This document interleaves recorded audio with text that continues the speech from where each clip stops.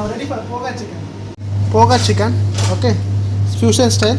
Add chili powder, Kashmiri chili powder, salt, some pepper, coriander powder, ginger and garlic together, some mustard paste, some jeera powder.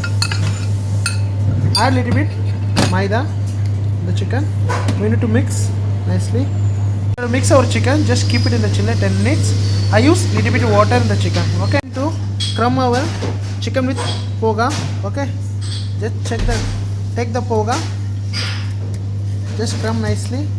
If you want shape, make round shape. To deep fry our poha with chicken.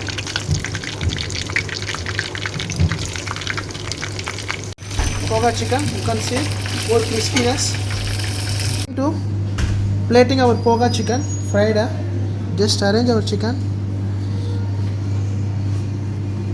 One smoky lemon wedge, some mint mayo on the top,